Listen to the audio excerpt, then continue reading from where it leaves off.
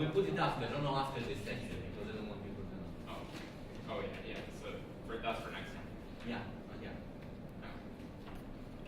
4 p.m. right, next time. Am I right? Yeah. Is it 4? Yeah. Next session? Yeah. So we'll still 3:30.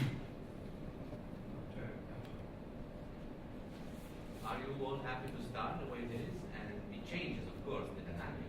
Yeah. It doesn't mean it's wrong. It's just we don't need a lot of introduction about ourselves, do we? We have we have need exchanging biographies. That we should, if you haven't met all, I don't know. And of course, our opinion. Just pretend I'm not here.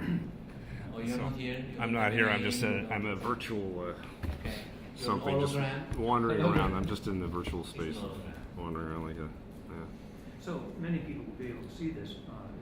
We Right. have some film of many of the sessions, and people can decide exactly what to go to. Right. Can catch up with the ones that they wanted to see as well. So many people will find out about the importance of the connection to ecology after, and they will see this. Yeah, this is more of a prophetic minority. Right.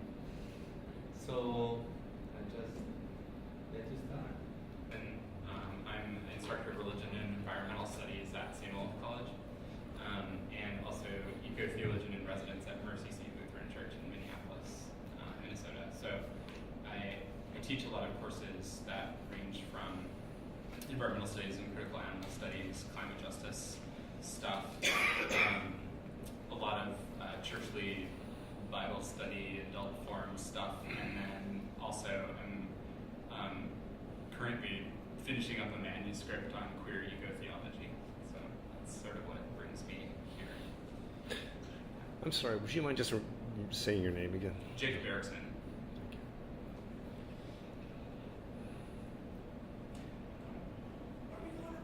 I don't know if you'll be able to hear me. My name is Robin Henderson Espinosa. Just recently finished a PhD at the University of Denver. Next year I'll be visiting professor of ethics at Pacific School of Religion. I do a sort of queer theory, materialism, and bodies. That's my focus. I'm Jared Vasquez. I'm a third-year doctoral student at the University of Denver and Iliff School of Theology. My PhD is in religious studies, and I work, I guess you could say, at the intersections of sexuality, race theory, queer theory, religion, embodied religious practices, etc. I'm Bob Ireland. I'm a retired United Methodist minister and retired Air Force physician and psychiatrist as well. I'm the section lead for this part of the program for section. Zairon Xiang. I'm a postdoc researcher in the ICI Berlin Institute for Cultural Inquiry.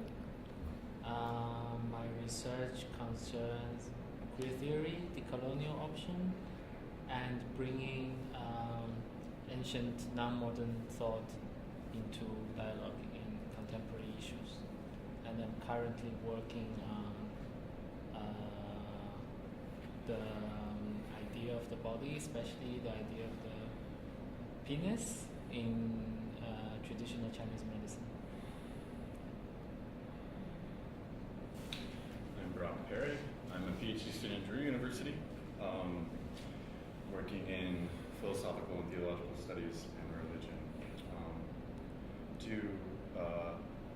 History of theories of secularization, continental philosophy of religion, political theologies, history of Christian theology, biblical studies, and cultural and critical theory, especially queer theory and ethic theory. So. I'm Gianluigi Gugliermetto. I'm mostly here because Joe Cobb asked me, because I studied here several years ago. I got my PhD in process thought, and he knows that I'm doing some stuff in Italy around queer theology. So that's why I'm here. Great.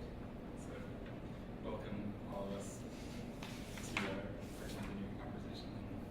I think Rob Robin and I talked a little bit about the possibility of starting a conversation for not necessarily immediately with our voices, but just maybe a little bit of process and riffing off of the plenary, since that is something that we all that we have fresh in our minds. And so I think the question that, just to raise right away, or at least a two-part question, would be what connections to sexuality, the intersection of sexuality and ecology, came up in whatever way in the plenary for you, and a secondary response to that from me. That is to say, what were they workable proposals in how you heard them, and how would you have done it differently? What did you agree with, or is there next steps? So basically, general thoughts on the plenary as it relates to our particular context.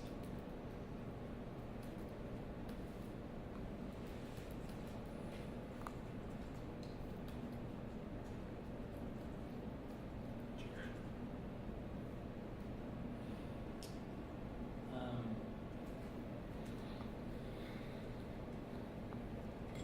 Yeah.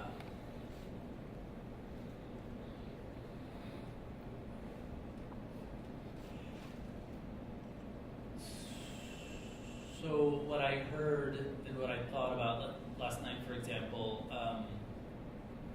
was the effect. This is going to maybe sound overstated and obvious, but the effect that humans and human populations have in and on our ecological geographic spaces that we live in, that our bodies affect that. But then what I didn't hear was a kind of two things. So so we're doing bad stuff, but the whys weren't there for me the way I thought they might be, and I think that this particular track begins to answer that. It begins to say the way that we map and think about human sexuality is not just related to environmental issues. We could argue in this track that it is precisely the ground upon which ecological issues arise and emerge. Because the way we think about ourselves and our place in the cosmological order as sexual beings, as bodies, is directly related to the cosmological order in general and the way we think of nature. And so that wasn't there. Secondly, was the deployment of our bodies, I thought was interesting. So we talked about this kind of as a theoretical kind of question. Is drawing 1,000 people to one space an appropriate response to ecological issues around humans are fucking up the world? Because we gather in one space in too great a number, and we change our space to fit our needs. So just conceptually, it's interesting then that we have a conference, right, that comes together in that mass number. I think that's an interesting thing to think about. And secondly, can sexuality and rethinking sexuality help us think about different ways to provide answers? So for example, and this wasn't the plenary speaker's answer last night, but it was something that caught my ear when he said, global warming and water and drought, and now California's agriculture is suffering. But isn't our system of agriculture itself something that needs to be queered and disrupted, right? Or do we need to, it was almost as if saying, God, isn't this awful, and now we can't continue this system of agriculture, but isn't that very system what has contributed to us being? And maybe I misunderstood the way he was saying that, but it was just a thought that came to my mind. And maybe rethinking sexuality, kind of queering that space a bit, is a way for us to begin to think, what other fundamental shifts can we make when we think about our world that don't perpetuate the same kind of consumerist, capitalist kind of ideologies that kind of hover over us as we live in our spaces? Does that make sense?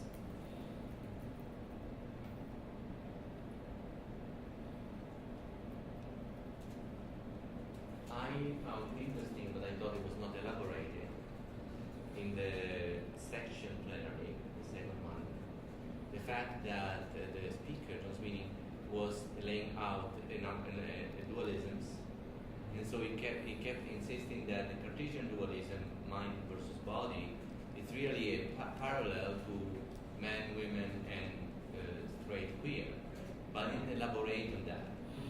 And I think that the Whiteheadian model does offer a lot for changing this, for looking at it in different ways. And I would like the track to address that, because it was just named, it was just said.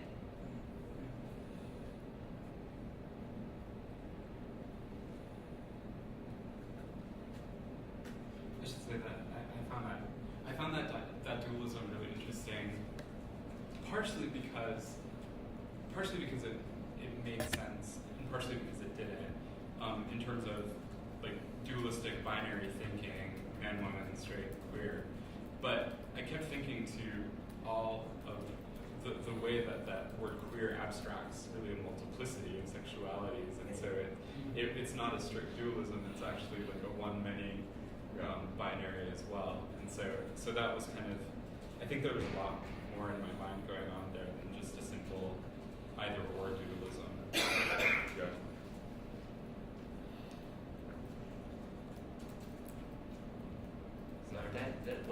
That tends to be true of all dualisms. I mean, women will say women have many experiences, right? Yeah. And bodies are many bodies, right?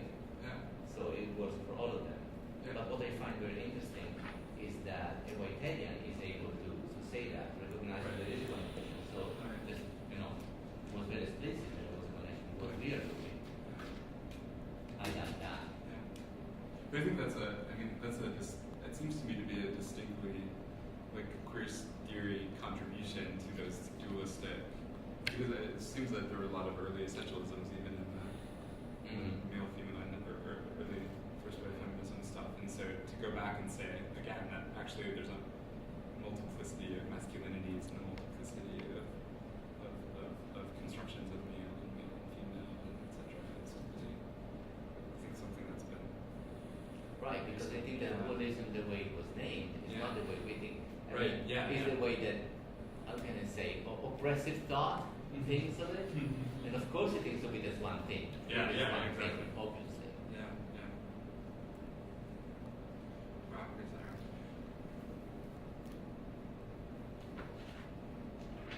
I was just thinking about just the way that the discussion around shifting away from the dualistic framework happens, like in extremely rational terms, in a very highly stylized Whiteheadian vocabulary that requires a particular kind of shift in thought that seems to me to depend on an idea of people that maintains that kind of mind-body dualism, where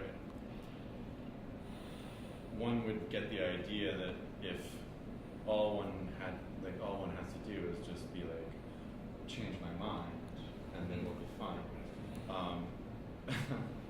But that very idea like seems to abstract the mind from the body and everything else. And I think if sexuality shows us anything, it shows us that simply understanding it like something rationally is not enough in terms of behavior to cause shifts. Like the shift can't be just irrational from mind versus body to something else, just in the mind. So I'm wondering, of course I agree with so much of what was said, but at the same time, I just don't think that my agreeing or just thinking that, that makes sense is really quite enough to then cause a shift in behavior and environments then that reflects a different kind of paradigm. So what else needs to come along with the rational acknowledgement of the destructive nature of particular kinds of dualisms, such that a shift could actually happen?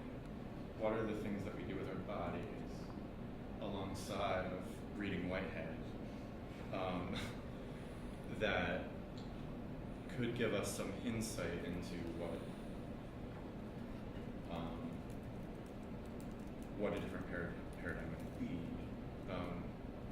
before we understood it even necessarily. That's just kind of where I was with it.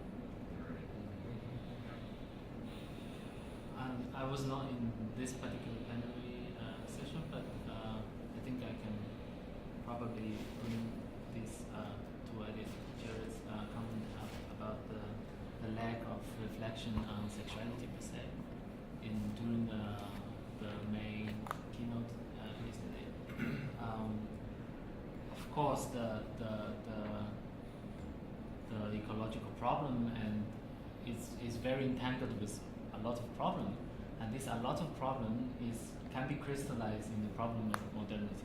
That's where the whole crisis accelerates. Right? And modernity cannot be thought without thinking about coloniality. And modernity / coloniality has been thought through this very particular thing that is the phallus.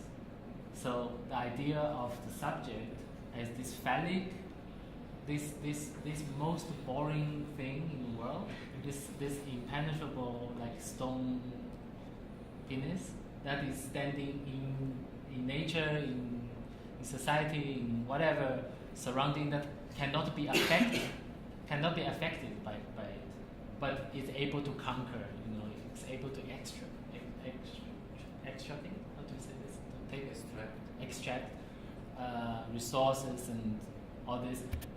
It comes back again and again to this idea of the phallus, right? The phallic subject. That is the colonizer, the male subject, etc. We can list all this. In terms of so if we think with the Latin Americanists, for example, that think about modernity / coloniality, then we need to always bear in mind that in times in which we think about alternatives, we need to think about decolonization. So decolonization in the sense that, for example, dualism. There are so many dualisms in the world, and they are not always the same. They are not always binary dichotomy. They are not always the separation. They are not always the idea of either or. This I will talk about in our session. For example, the yin-yang dualism is not one that is based on this dichotomous exclusivity of the two, and it's not even just based on two. It's an idea of 1 + 1 = 3. All this idea. So yeah, that's how.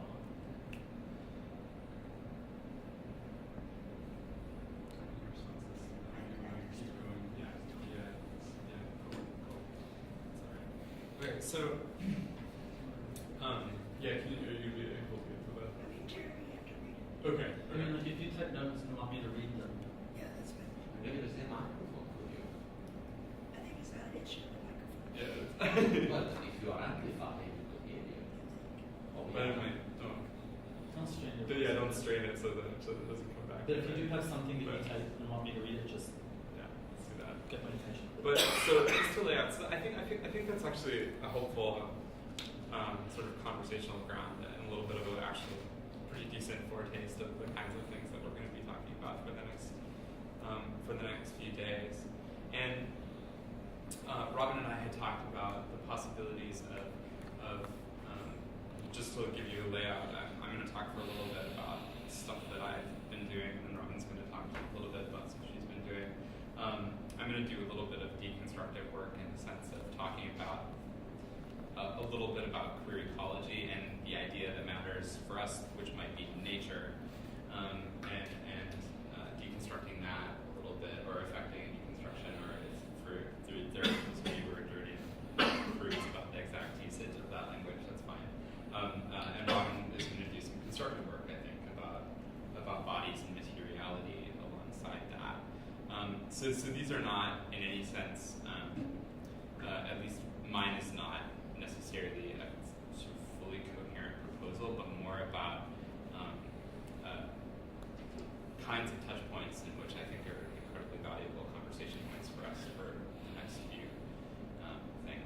And I wanted to start by talking about specifically why, and perhaps a reason why, as we talk about why we're the only ones here in the room, and an actual split between ecological activism and eco-criticism and sexual activism and anti-heterosexist work.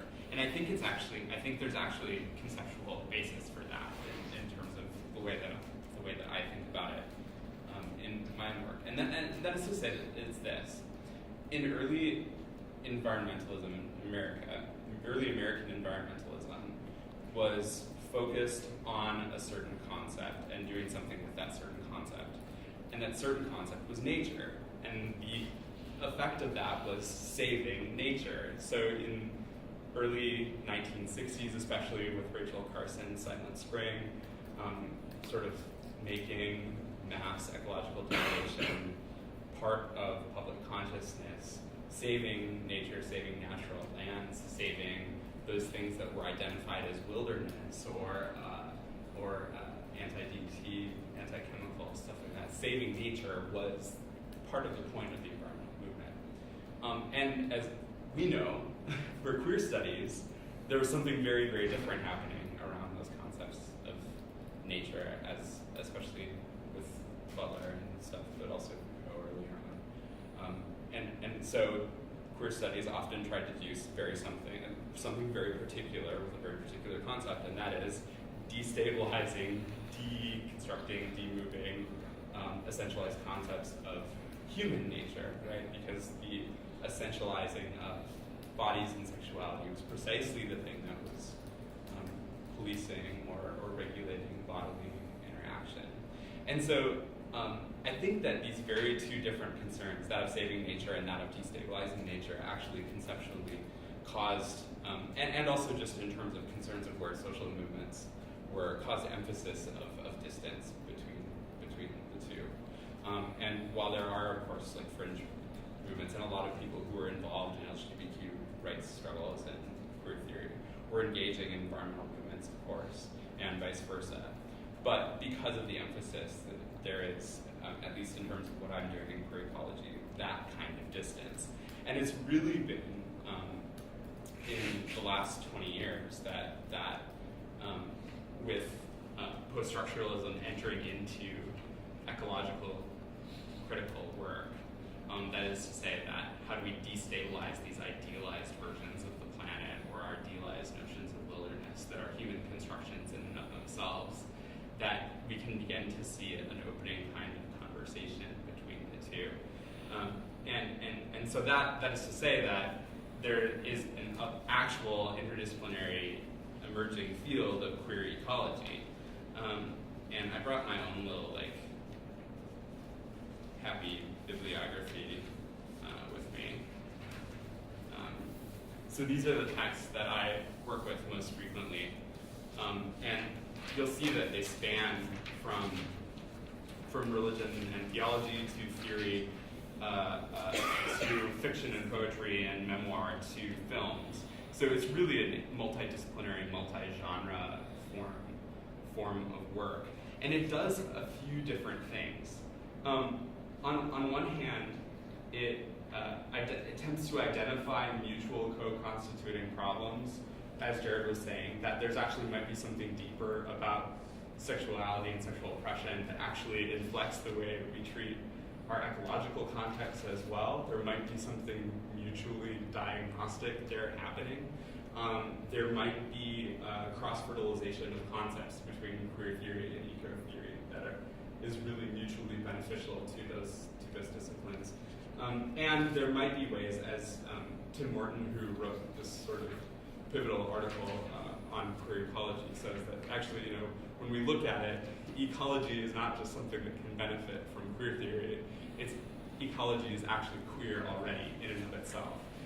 And so part of this conversation has been a return, a re-examination, in some ways what John was saying in this section plenary for us, that actually, biologically, there's a multiplicity of sexuality, not just in the human. I found it really interesting that he focused on human sexuality, right? But actually biologically across ecological future-these spectrums. And so Joan Roughgarden, his book on here, Evolution's Rainbow, is precisely that kind of text. So this is one of the films I use for my students when I'm showing it, when I'm talking about this kind of stuff. And it's Isabella Rossellini, and it's a series of short films she produced for the Sundance Film Channel called Green Porno, or Seduce Me.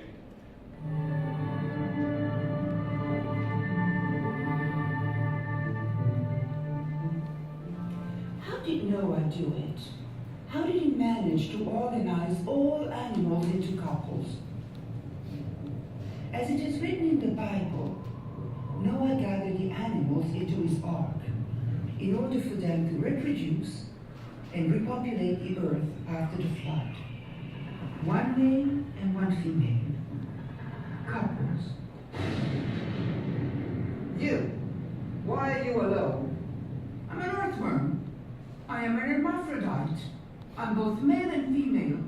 To reproduce, I can mate with another hermaphrodite, or I can segment my body and clone myself. What did Noah do with hermaphrodite animals? What did he do with transsexual animals? You, what's that pile? We are Cretura fornicata. We are all male to fornicate, we form a pile, then one of us, the bottom, turns into a female. Animals that change sex eventually become male and female, but in the transition, what are they? You, too many. But we are aphids. We are all females. We are a parthenogenetic species, and we give virgin birth to our daughters. One male, one female. You. Two females. I said one male and one female. Where is he? We are whip-tailed lizards. Our species doesn't need males anymore. We simulate sex among us girls to start up our hormones. And then we have daughters. No sons, only daughters. How did Noah do it? Hermaphrodite transvestites, transgender transsexuals, polygamy, monogamy, homosexual, bisexual. How could it all be heterosexual?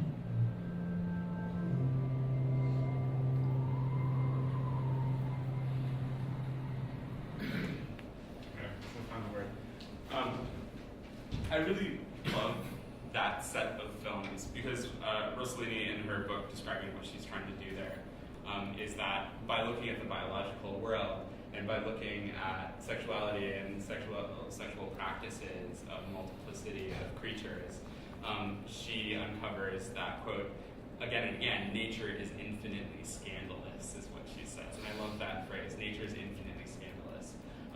So there's a kind of redefinition there of our destabilization of nature. And I love that this video works on multiples of levels.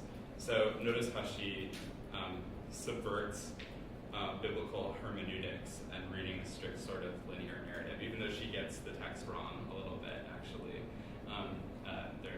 It's that classic misconception that there were two animals, but they're actually clean and unclean in different various. Anyway, that's what I get for teaching Bible this semester. So she subverts biblical hermeneutics. She subverts the projection, anthropocentric, human-centered projection on ecological world that everything's engaged in heterosexual couples. And in doing so, she also implicates the human watcher in that subversion as well, so that sexuality varies across the spectrum, varies across the natural spectrum. So those are the kinds of queer ecological texts that I think are really interesting. And in that subversion, they attempt to diagnose, like we were saying again, like what is actually motivating those both anthropocentric projections on the natural world and on heterosexual life in general. And one of the first pieces, it's the Greta Gard piece that it's Greta Gard, but it's located in the Rachel Stein, The New Perspectives on Environmental Justice, toward a queer ecofeminism. And that's one of the most important pieces from the beginning, I think, because she begins with the ecofeminist diagnoses of hierarchical dualisms. So this bifurcation, the dualisms and valuing one over the other, etc. But she goes a step further to say that actually what is happening there is a fear of human desire, or erotophobia is what she calls it. So a fear of the chaotic multiplicity of human and biological desire and the way that those dualisms order. She's actually, in that piece, extremely anti-Christianity all the way down in a way that is at points unfair, but interesting. So that's something to look at. So diagnosing desire is really a core component of what's driving our ecological crises and our sexual hierarchies, in a sense. And in diagnosing that, Eros is actually, I think, important for us in terms of Whiteheadian thought that not all of us are Whiteheadians, of course, in the room, but Eros in and of itself is a signification of a relationality that's in existence, and so it's reattending to kinds of multiplicities of relationality in chaotic and beautiful ways. So what queer ecology does, or what a reevaluation or rethinking concepts of nature like this does for me, is that it engages desire in a way that tries to play or subvert hierarchical dualisms in any way that it can. And Nicole Seymour says it does it so irreverently in a lot of ways. So not simply letting concepts of nature or God go untouched, but actually irreverently subverting those binaries and concepts that police. It engages desire irreverently. It follows pleasure as an ecological value, evolution in all of its confusion, biological diversity as sexual diversity. It engages in political readings of ecological space and time, and that's something we can actually do to this space, in a sense that the queers are sort of like in their own isolated linear temporality alongside everybody else in their own separated linear temporalities and not interacting. And I was talking with Jane Bennett, the political ecologist, was talking about these as linear causalities, and I was thinking that it would actually be really great to treat the queer version of this track as a kind of like guerrilla queer bar, where we all just show up at somebody else's track and take it over. Which in fact we're doing this evening, right? So in that way, we actually sort of queerly subvert ecological temporalities and spatialities. I think is a really important version of that. And finally, and I'll sort of end with this kind of thing, and maybe just pause for some conversation and then going to Robin. But not only in thinking about the multiplicity in sexuality, multiplicity and diagnosis of thinking about desire in serious ways is important in terms of queer ecology. Not only thinking about space and place and time is important, or thinking about bodies and materiality is important. But I also think that sexual scholarship, sexuality, queer studies has a very distinctive and powerful perspective to add to thinking about the new planet that we live on in terms of climate change. And that is that queers have always had to do scholarship in a way that articulates a sense of resilience in the face of, right? Like it's as minority scholarship, we attempt to think about how do we adapt or subvert systems that are so pervasive without us. And that, to me, sounds exactly like the fact that we are on a tough new planet, as Bill McKibben calls it, shaped by global capitalism and colonialism, shaped by all of these hierarchical dualisms, these binaries of one and many. And so might it not be that queer scholarship has a particular sense of adaptation and subversion, tricksterism, of resilience, really, thinking about communal resilience and affiliation across boundaries and networks? That's actually a constructive and incredible resource that the ecological movement has sort of, as a primary, failed to tap into or think about. Even while, and Brock and I'll talk about some of these in a few days, there are queer ecological organizations. There's Put a Dike in It, which is lesbian forest ranger service, or Fuck for Forests, which is a green porn group that raises money for environmental conservation. And so there are these organizations that tend to be radical and front that do it. And there are, you'll note again, so all of these artists, like Isabella Rossellini, Patricia Lockwood, poet, C.A. Conrad, he's got this book called Eco-Deviance, Somatics for the Future Wilderness, where he talks about his, at one point, partner who got involved in AIDS activism and then legally changed his name to Earth, and as a dual thing, as well as Jan Zita Grover's incredible book about moving to Minnesota in the wake of the San Francisco AIDS crises, called North of Them, where she finds these existential and effective connections between the clear-cut forests that were being cut down in northern Minnesota to the experience of her work as an activist in the AIDS crisis in San Francisco.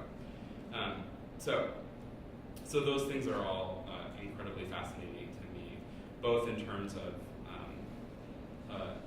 thinking logically about sources, about thinking effectively and creatively about connections of desire and relation, and constructively thinking about what kinds of arts and practices actually contribute to a kind of queer ecological resilience and activism. So that's kind of what I've got on the back burner, and I'm using this for myself. I'm using this trope of irreverence as my own theological basis. So think of it as kind of Marcel Althusreed in an eco-theological vein. Jake? Yeah. If I could ask a kind of question, and it's not completely rhetorical, but what is it about my naming human sexuality that I'm going to read what you said as calling that almost a misstep in that moment, or a not precise enough for me to say name like human sexuality and focus on that, and how, or is it, and if so, how is it indicative of what's actually happened here that no one has shown up? Right? Because I think when I think nature, and I think this is indicative of a larger problem, I've fallen into the trap, right? I think animals and plants and like stars, and there's humans, right? So then when I think sexuality, I myself fall into the trap of presuming male and female, right? 2 by 2, right? So or even just like you were just saying, like even distinctively human sexuality, right? So one of the binaries that I think is really important to think of is, and that's subverted there biologically, is the human-animal binary, right? And so to talk about, what does it mean to talk about human-animal sexuality, not just human sexuality, even though we have to talk about the historical or the genealogical construction of human sexuality and subvert that as well. But what does it actually mean to think about our bodies as animal bodies, or organisms, or events of multiple kinds of relations compressing? That might actually subvert. Was it Mary Oliver? Is it a Mary Oliver poem? Like, my animal body loved what it loves, or something. I think that's really important, and I don't want to say at all that it's really easy to escape that thinking. It's so pervasive, right? But we might be able to, in moments of ecological drag of our thought, or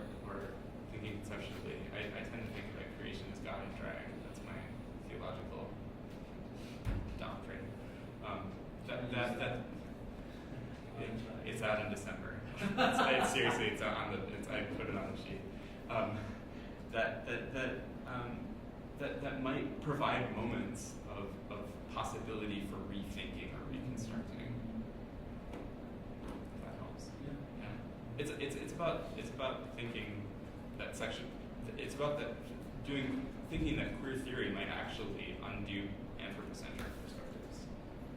Yeah, I think that's good.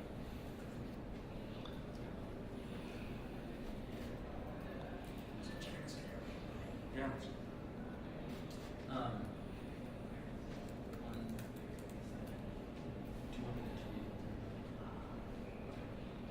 It's not a long document. At my reading pace or something, this will probably be. Was it Robbins? Yeah, because it's Robbins. Oh yeah. What? For the.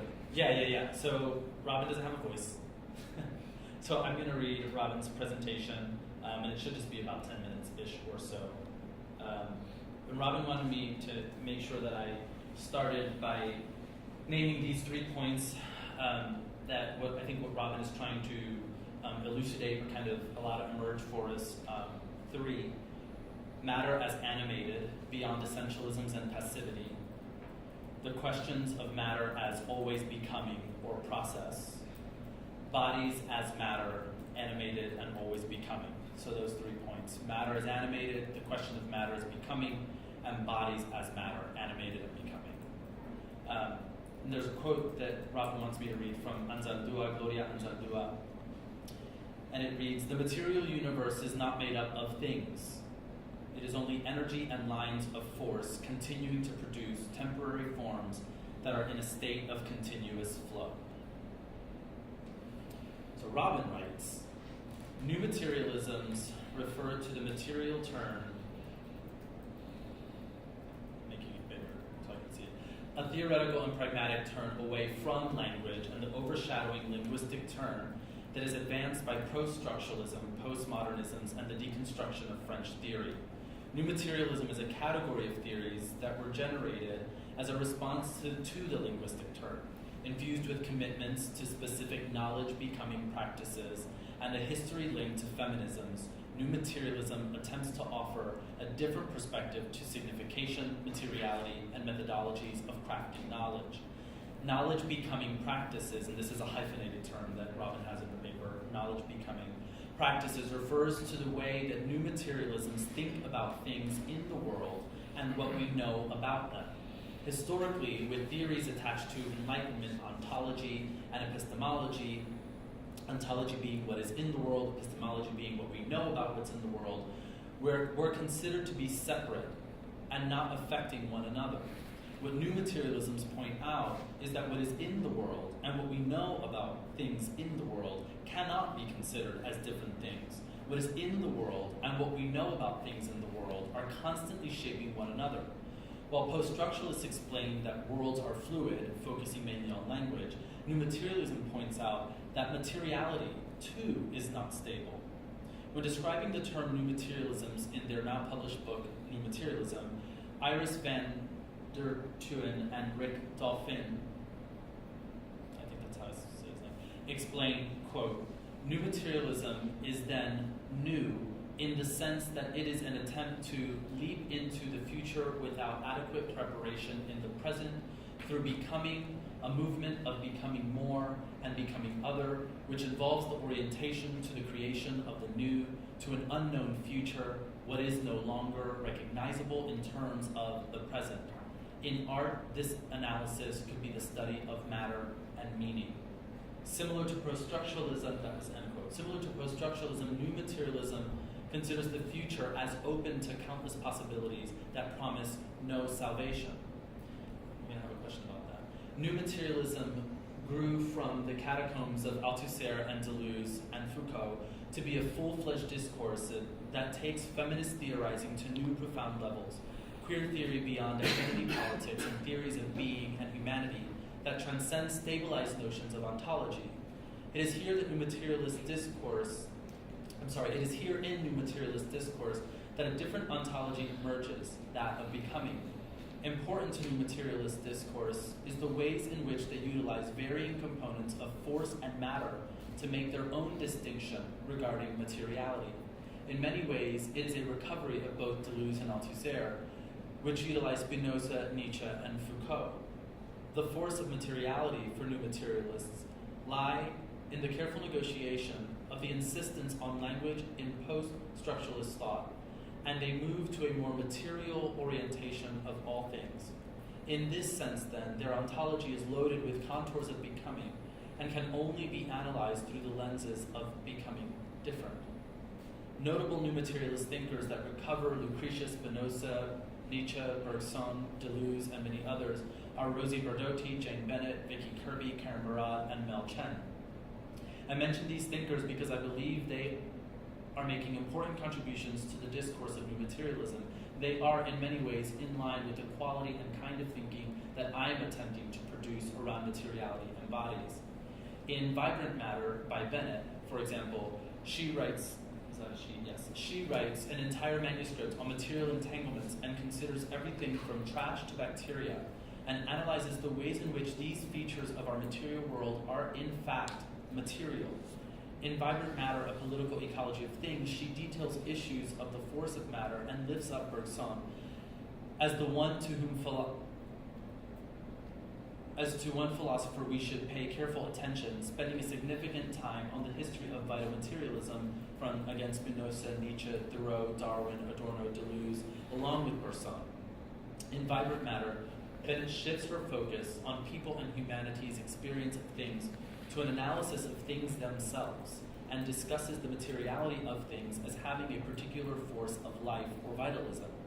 This book is a book in political theory, and is an attempt to reshape political theory for it to do a better job of recognizing and evaluating the active participation of non-human forces in events.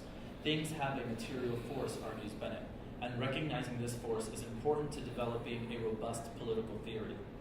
Bennett's materialism, from her Enchantment book to Vibrant Matter, details not only the material turn, but also the radical aliveness that material embodies.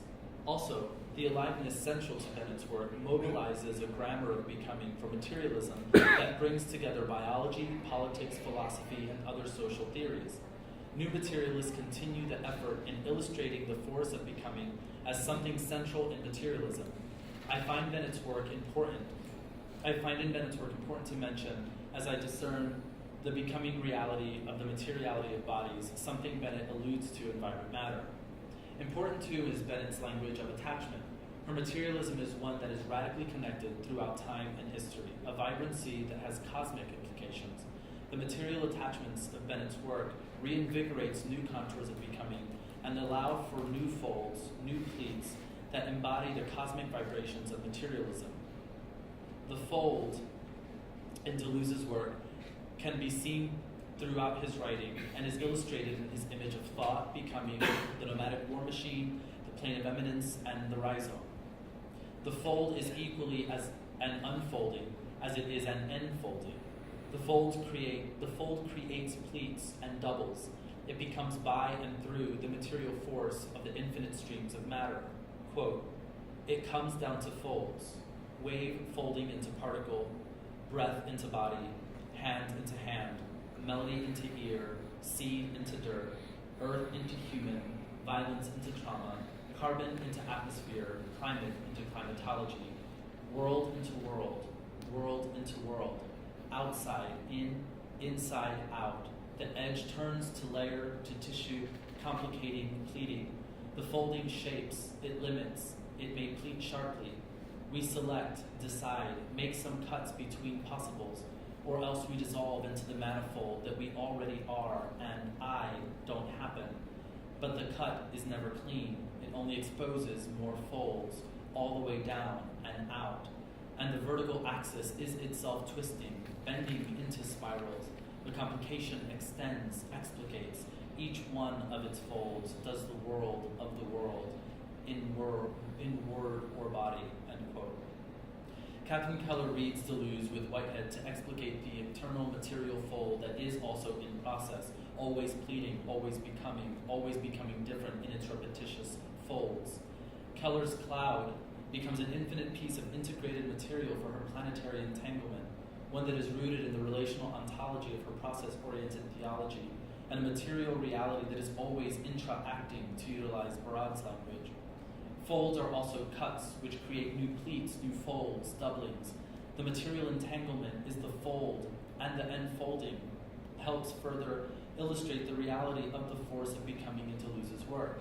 Maintaining the plumb line of becoming, even in the fold of Deleuze's work, continues to push contemporary materialism into a conceptual register that destabilizes the linearity of traditional discourses of becoming and allows for becoming to be a recreation of difference and repetition, whose relational contours further root its ontological folds. The fold is a never-ending, enfolded, unfolded fold. The plea, is that how you say that in Deleuze? We must conceive of the world topologically as a pure surface. This surface has only a single side, but it is structured like a Mobius strip, where a torsion produces the optical effect of two or more heterogeneous and autonomous sides, thereby giving rise to multiple illusions. The single side is the outside. It is on this outside and through its torsions that power relations play out their differential distributions. It is under the conditions of this outside that power relations undergo the integrations of knowledge. Using the fold is not only an expression of force, but also as the real material becoming in time helps further mobilize materiality in distinct ways. I think this is particularly important for my own work with bodies. They are material folds that are becoming, and the force of the folding is precisely the material becoming that Deleuze excavates when speaking about the unfolding of reality, which is rooted in the fold of material becomings. In an archival find at the Anzaldúa papers at the University of Texas, Austin, one can read the following, quote, Henry Bergson proposed the idea of panpsychism, attributing conscious-like properties to all entities, from atoms to microorganisms to animals. Panpsychism means mind everywhere, what indigenous people believed, that everything is full of spirits. David Chalmers believed that consciousness is an irreducible thing in itself, along with matter, energy, space, and time, end quote. Anzaldúa incorporated Bergson into her thinking and posited the above remark, leading readers to believe that she did believe this element of animation is related to all living things, is full of spirits. In this sense, then, one could argue that Anzaldúa's materiality, for example, is a spirited materialism, animated with all that is living in the world. In my study, I would like to call this physiomateriality an intersection of the radical vitalism of life with the animated lines of flight that is materialism. Physiomateriality brings together the strands of contemporary matter with the materialism for which Anzaldúa advocates. In this sense, then, matter is vitally alive, always in process or becoming, a particular flux in motion. Bodies, too, are part of this entanglement, a particularity of matter becoming. Bodies are more than the container that is wrapped with flesh, muscles, tendons, and bone. Bodies are our mouths, our stomachs, cells that grow with rapid speed, cells that grow at slower speeds. Cancer is a particular body that contains multiple other bodies in it. Bodies are multiplicity existing in this material entanglement we call the universe, where lines of force, particular motions of becoming, initiate new contours of bodily creations. I argue that bodies are always becoming, just as matter is always becoming, never passive or in a static state, but always existing along a plane of difference and becoming, particular repetitions that produce other material flows. Bodies are the process of becoming. Bodies are the flux of motion. Bodies are never passive, just as matter is never passive. Bodies are material, or are mattering realities, and they are always becoming.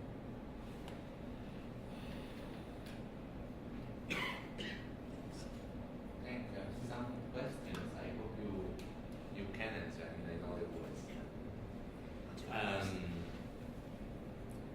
It's the first time I'm exposed to new materialism. What's that? The first time I'm exposed to new materialism, so I'm interested in that. One question of clarification. There was a passage on the outside, and that I would like to understand better what that means. Was it the outside the word, right? Outside? Outside, or was it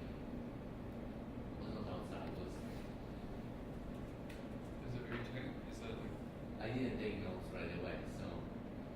Toward the end. Was it on this when I was surface? reading surface. the Yeah, surface? the movement strip on the What was it? plane. What was the term? The single side is the outside. It is Yeah. on the outside. Yeah, that sentence. And see, I just want to understand better. Because as a Waitanian, I always think that experience is basically the inside, right? That what the great thing of White is to understand that matter, which is us, which is everything, as an inside. When we understand that, we stop thinking that things only have an outside. So this is a completely different way of using the language. Because everything else that you said seems to fit very much with the Waitanian perspective, And so this outside thing just shocked me because it felt like text. So I just want to see if there is something you have to say about I it. mean, I think the language of inside and outside. I mean, if we can always think of being on the outside as a particular productive space to be, Okay. instead of internalizing the inside. Oh, okay. I got it. These issues of language, I think I got it. These issues of language are extremely interesting because they also get us in trouble. For example, there was a conversation between Matthew Fox and John Cobb a few months ago, and they just didn't understand each other at all because precisely terms were used differently. And so internal, interior, these kind of things, can get very complicated. So I think I understand. Then also, panpsychism is just a Waitanian term. I mean, from the beginning to the end, it's not the first to use it. So I just want to notice for those who don't know it. I think something also, in my limited understanding of Deleuze, that there's a complicating of inside and outside, right? When he's saying, because the outside is the inside and the inside is the outside, right? There, because when you're thinking of and it folds, Okay. what was outside is now inside. And So the interior. right. That's very Waitanian. Yeah. It's very Waitanian. Every entity, every event has an inside, but becomes an outside for another, which becomes this inside, and so it keeps. Well, I think the friction there would be that, correct me if I'm wrong, but I mean, just that Deleuze would worry that White Hat still had too much transcendence going on. Oh, that's another, Yeah. of course. So that's another thing. So There's maybe also- that's precisely what's going on. There is also Waitanianism without transcendency. That's Right, possible. yeah, precisely. I think I'm just hearing your talk a little bit about reminds me of this connection between unfolding and becoming and fear of desire that I mentioned as it comes together in just a point that I wanted to say about process is that I think you'll notice that in the religion and theology section of this bibliography, it's mostly process thinkers who have been able to incorporate sexuality and ecology, process theologians. So Gianluigi Gugliermetto and Daniel Spencer were two early ones working on, and there's somewhat dated text now. And Dan Spencer's text is incredible, but and it was incredible for its time, but it's also just huge. It's just like it's a really big text. But Catherine Keller talks about homophobia, fear of the deep, fear of chaos, fear of becoming, as precisely, and I think it's basically that, a more complex version of that fear of desire that Gard was talking about earlier. And so when I hear you're talking about rethinking matter as becoming, I'm hearing precisely the kind of like queer, resilient reattention to material desires and material vitality that's precisely like giving yourself over and to that, or like reconnecting to that eros without fearing of it. So, in non-teleological ways. Yeah. Which is why I mean no salvation. No promise of salvation. Actually, What does mean non-teleological ways in this context? Because again, I understand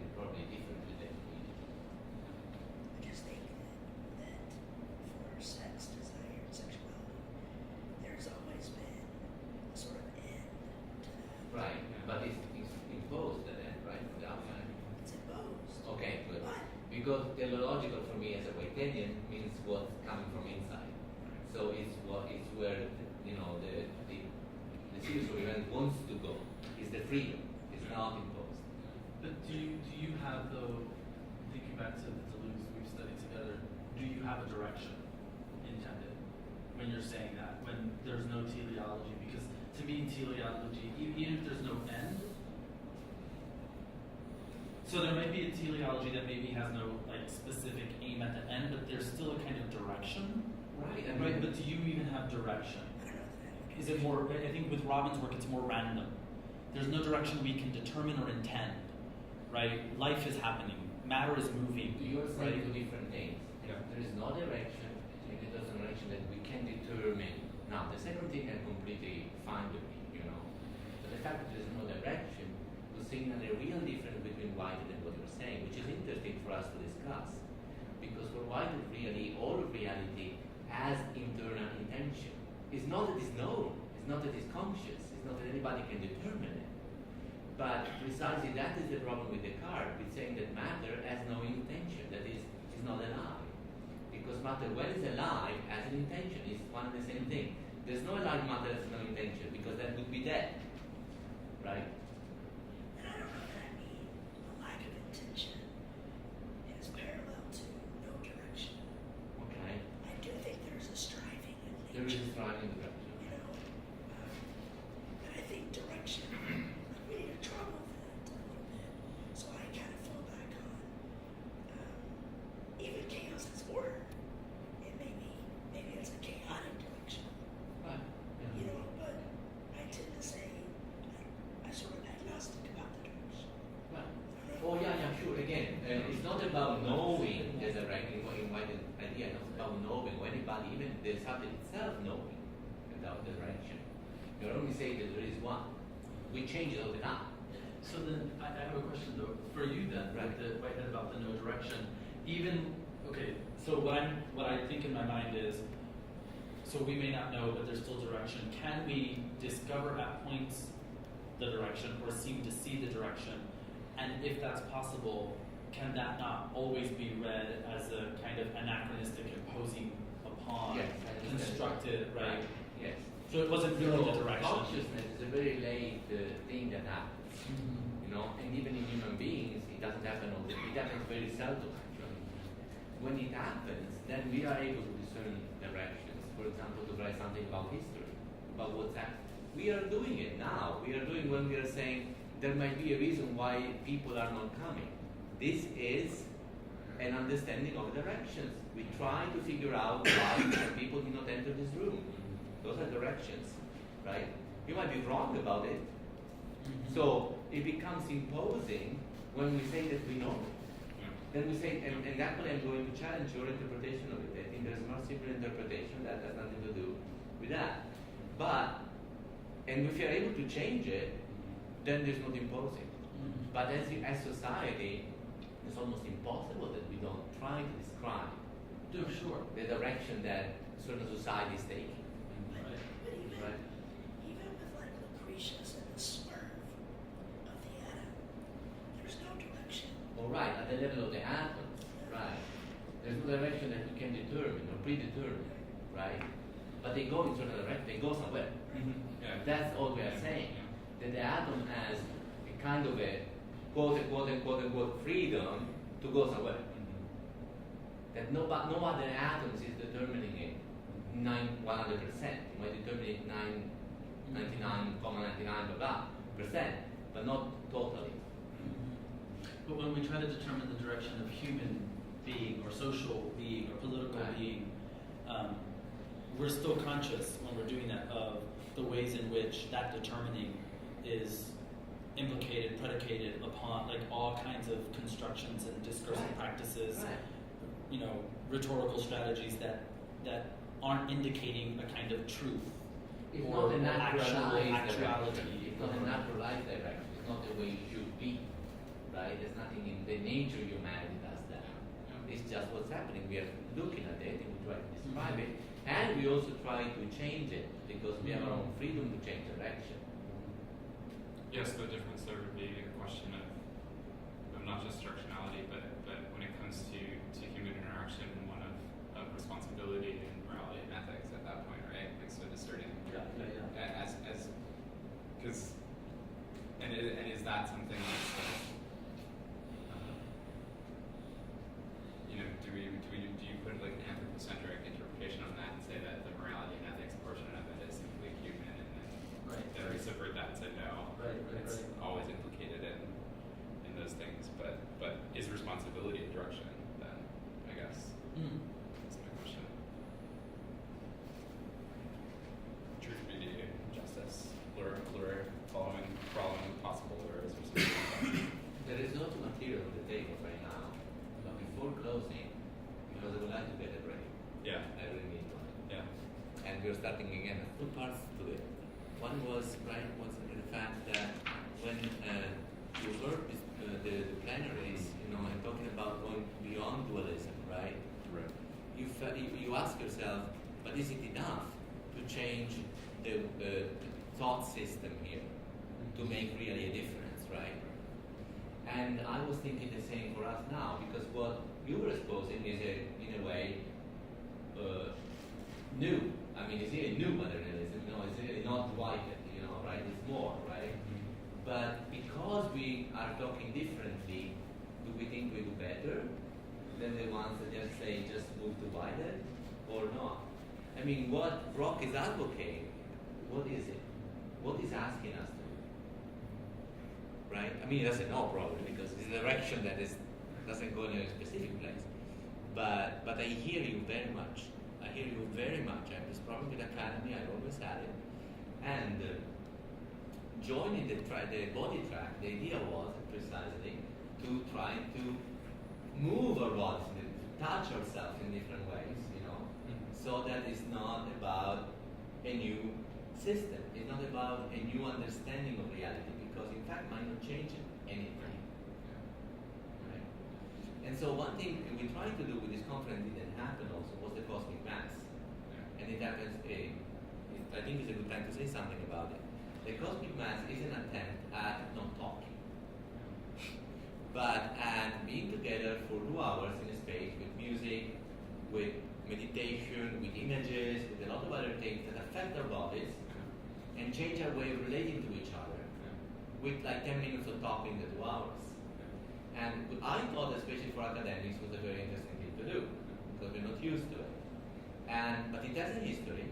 It has a structure. It's not just being together in a room dancing and nothing else. We call it a spiritual practice. It didn't happen for a number of reasons, but maybe because academics tend to be resistant to things that will actually put us in trouble, because they put us in trouble. Well, I mean, is it a matter of like that? Because I feel like many of us have those spaces that aren't the academy, so it's just a differential space. And so, what does it mean to put those particular spaces in dialogue, or especially for those who are like coming out of theistic versions of process thought or something that have liturgical or ritual communities, the ways in which those communities get reflected on. And so your incorporation of that there would be resistance to that seems strange to me, especially with the fact that people do that stuff. It's not. It's. I I come out of a sacramental. Well, what I was so hearing is that it was not refusal of it, but it was a second order. Yeah. It was not something that was going to change anything. I mean, what really matters is ideas. Ideas will really change. And that's kind of a consequence. What we're trying to say with Magic Box is that what really changes is that because we are used to talk, is the other. That's really where transformation happens. Then we can reflect upon it into theory. So it's kind of the other way around. So I should say too, I mean, like that's why I showed the clip, or why I bring up the poetry or something, because I think that, I mean, this is what precisely it's, these poems for Conrad are somatics. They're actually like, some of them are instructions for bodily doing things and writing poems in the wake of that. So going outside and doing particular rituals or something like that. And that's precisely what I was trying to find. Yeah, exactly. Is that very But there's an old Whiteheadian thing about metaphysics, right? That we're trying is trying to protect, right? That metaphysics matters in Right. post-structural art. And Yeah, so but there's really- a defensiveness about But that. this is really the point, because I think Yeah. I embody those two things, because I do Right. think that metaphysics matter, and I think that's why it invented that we need, Yeah. as Yeah. Tom said, right? Yeah. But again, if we only talk about it, Yeah. nothing is really going to change. We'll keep being Claremont again when we're old and talk Yeah, about yeah, this yeah. nice model that really the world should have adopted. Yeah. And this is the problem we have. The whole conference has this problem. Do you think that that's what Maria Evelyn Tucker was advocating for this morning? Yes. Yeah. And also Bill McKibben, when he talks about all around the world this is happening, you know, Right. and it's happening in different ways, Yeah. different cultural ways. But yes, what she was advocating, yes, this morning, yes. Maybe we should adjourn for half hour. I think we should. Yes. All right. Yeah, I like the